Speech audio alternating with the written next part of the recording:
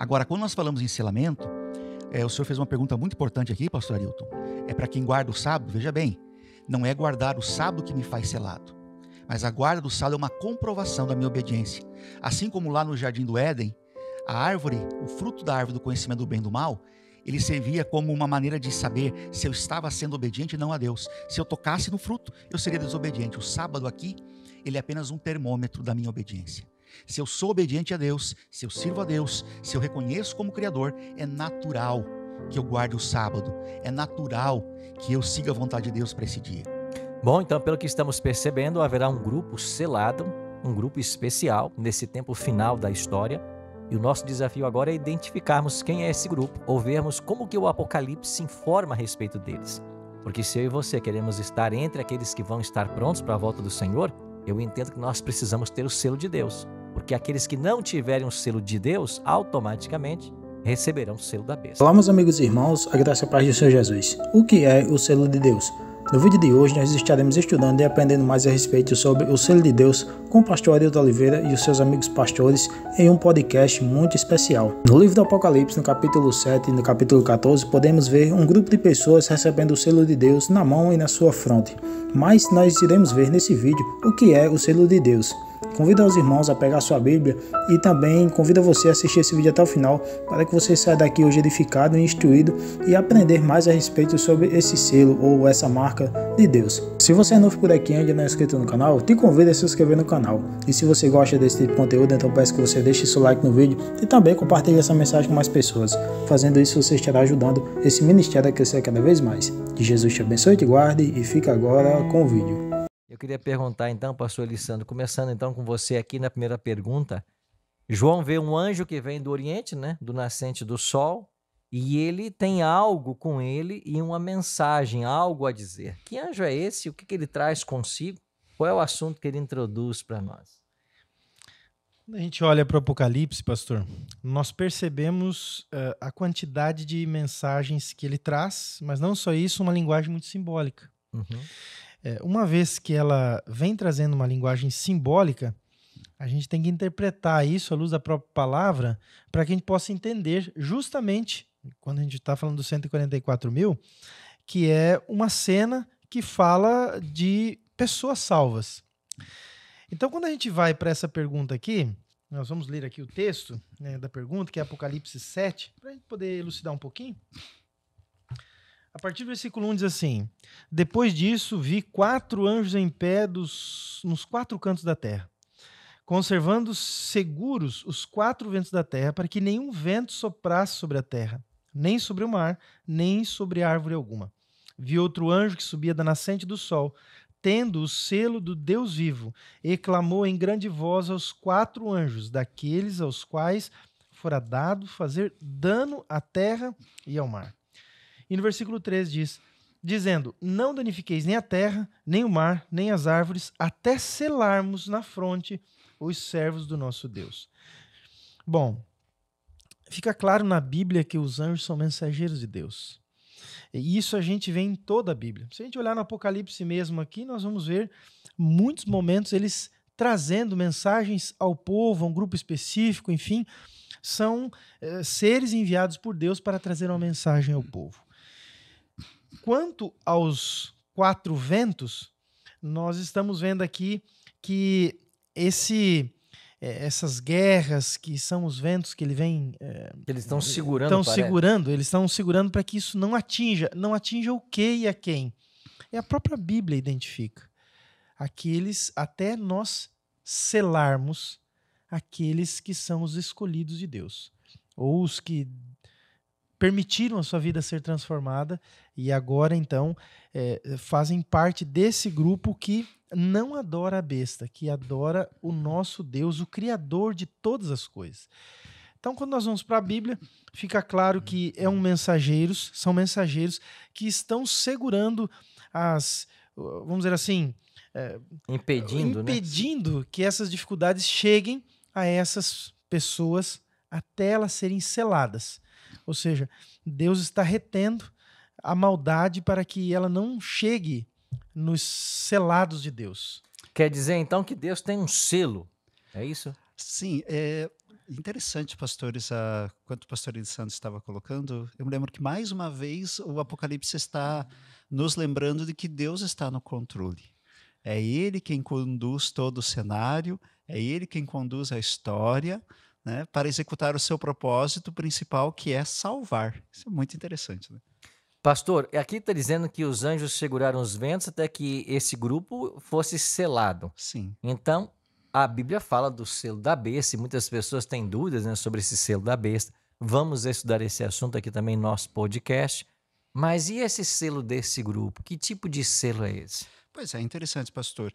Os símbolos do Apocalipse, eles têm referência na própria Bíblia, no próprio contexto histórico da narrativa bíblica, e os governantes na antiguidade, eles tinham por hábito ter um selo, né, com o qual eles marcavam as correspondências, podia ser num anel, né, marcavam essas correspondências, documentos oficiais, coisas que eram enviadas para dizer algo muito significativo sobre aquilo, né? Pelo menos 3 características, né?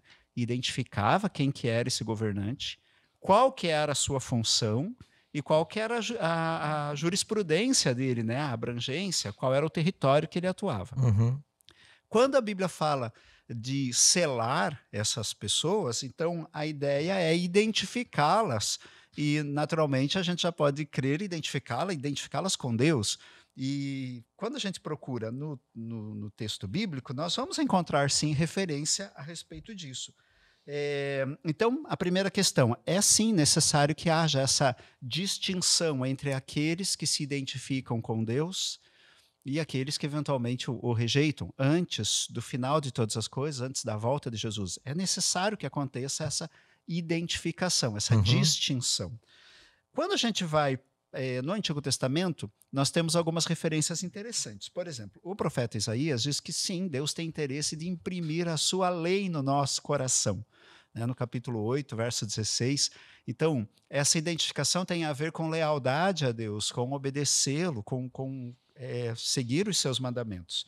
E em Ezequiel, capítulo 20, nós temos isso mais específico ainda.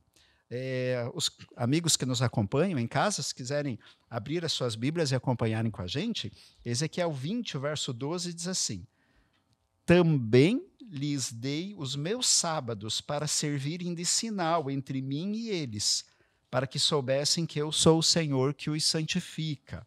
E no verso 20 do mesmo capítulo, interessante também, o texto diz: santificai os meus sábados, pois servirão de sinal entre mim e vós, para que saibais que eu sou o Senhor vosso Deus.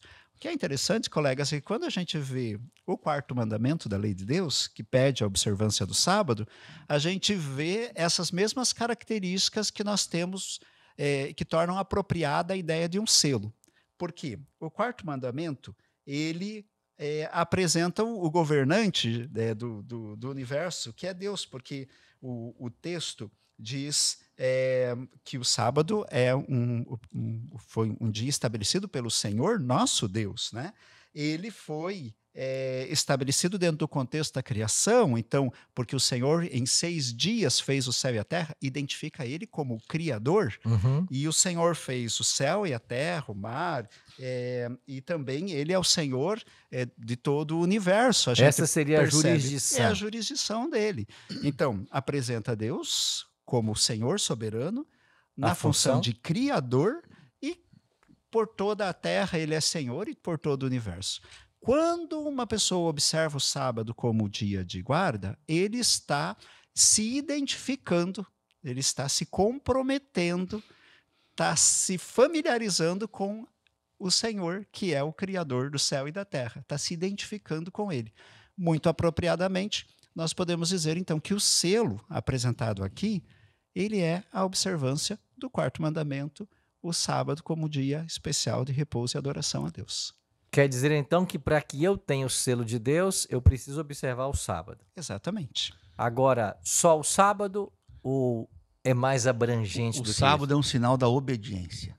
Eu estou obedecendo a Deus, o Criador. Estou reconhecendo Ele como Criador e eu estou obedecendo. Então, não é apenas o sábado, mas o sábado engloba nele toda essa coisa de obediência. exclusiva a Deus. Eu estou escolhendo um dia da semana, separando esse dia, consagrando esse dia, representando que eu obedeço ao meu Senhor. Alguns dias atrás eu vi uma reportagem de um grupo aqui no Brasil que eles estavam vendendo selos falsificados ou lacres falsificados do iPhone. Quando você compra um produto da Apple, o maior frenesi de quem compra o da Apple é poder arrebentar aquele selinho que vem, que é o lacre, que vai dizer que aquele objeto, que aquele telefone ou que aquela máquina é original. E havia um grupo vendendo esse lacre para ser colocado nos produtos iPhone. É interessante como o lacre é importante. E nós devemos ver esse lacre exatamente dessa forma, como um selo dizendo, ele me pertence. Ele me obedece, ele faz a minha vontade. Nós somos originalmente adoradores de Deus, quando a gente leva o selo sobre cada um de nós, né? E o selo é isso. Primeiro, por que o selo? Porque ele nos define, ele nos separa dos demais, esse selo. E há uma segunda função, já respondendo a pergunta aqui do manual, porque além de dizer quem eu sou, de nos dar identidade diante de Deus, De quem como pertencemos. filhos obedientes de Deus, esse selo, ele nos previne, nos guarda, nos separa contra os juízos de Deus, contra aqueles juízos que vão cair na terra no final dos tempos. Então, há uma separação nítida quando nós recebemos o selo de Deus. Interessante que tu está falando, pastor, é que quando a gente olha para a questão dessa originalidade ou a quem pertencemos, o selo identifica isso, nós vemos Satanás ele atuando para justamente descaracterizar isso. É por isso que quando a Bíblia ela tem essa preocupação de deixar o sábado como parte fundamental que compõe o selo de Deus, ou a principal indicação, a principal marca, a gente vê a preocupação de Satanás em querer destruir isso. Não é o tema de hoje, obviamente, mas como Satanás ele tenta fazer um selo falsificado daquele que é o selo de Deus original. Então a gente vê que, realmente, quando a Bíblia coloca isso, nós vemos a força que Satanás faz para tentar tirar com que as pessoas digam, não, a partir de agora tu vai ter um selo falsificado, você vai guardar outro dia. E Deus assim, não, eu quero deixar bem claro para vocês que o sinal é o sábado. Incrível isso, né? Interessante, até na fala que o pastor Alex nos trouxe. Então, toda pessoa que verdadeiramente se dispõe a obedecer a Deus, ele vai entender que o sábado vai fazer parte desse contexto de adoração. Não há uma obediência plena, um comprometimento sincero com Deus, uma vez tendo a informação de que o sábado é bíblico, ele é o selo de Deus, e a pessoa rejeitar essa informação, né? Pastor Alex, então esse selo vai ser aplicado sobre pessoas que vivem próximos da volta de Jesus. Exatamente. Depois nós veremos também um pouco sobre o selo da besta, né, que é aquilo que tenta a falsificar o verdadeiro selo de Deus.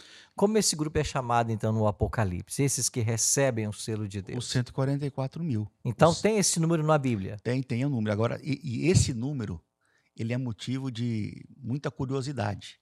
Eu que vivi na igreja, eu conheci o evangelho dos 12 para os 13 anos, sempre havia um grande medo quando se falava dos 144 mil. Afinal de contas, 144 mil é um número muito pequeno e eu posso estar fora dele. E muito a pergunta restrito, que né? Tinha, é muito restrito, será que eu vou? Aí tornaria muito participar? difícil isso, né? Exatamente. Muito difícil. Então, há muitos mistérios, há muita crendice, há muito populismo quando se refere e se fala aos 144 mil, porque pensa que é um número fechado, muito restrito, que eu não posso fazer parte dele, não é? Mas é importante nós dizermos que nós estamos num livro profético e de simbologias. Uhum. Então, da mesma forma como a gente estudou até agora, tantos símbolos diversos, os cavalos que foram aparecendo, coloridos, cada um com sua cor, as cartas que foram sendo abertas, os selos, aqui nós temos um número que é simbólico. Tá? O que significa 144 mil?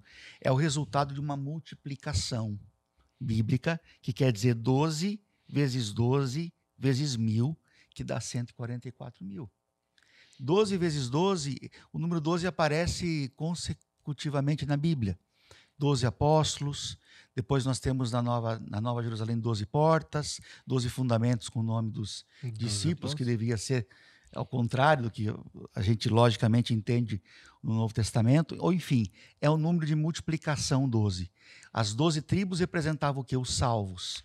Era um pedaço, uma representação do povo de Deus sobre a terra. Então, esse número 144.000, ele é simbólico daqueles que restarão vivos sobre a terra no tempo do fim e que serão selados de uma maneira especial.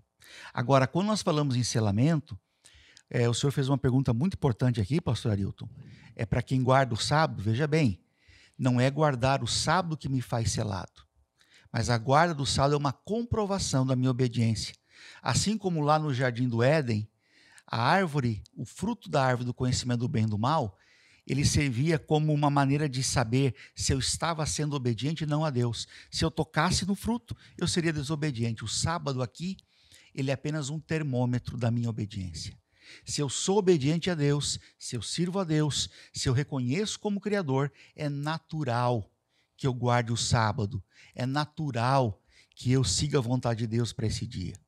Bom, então, pelo que estamos percebendo, haverá um grupo selado, um grupo especial nesse tempo final da história.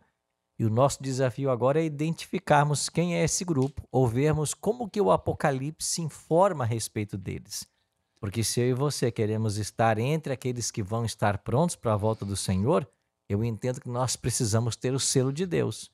Porque aqueles que não tiverem o selo de Deus, automaticamente receberão o selo da besta. Então nós precisamos identificá-los. Se você gostou do vídeo, não se esqueça de se inscrever no canal, deixar seu like e também compartilhar o vídeo. Que Jesus te abençoe e até a próxima.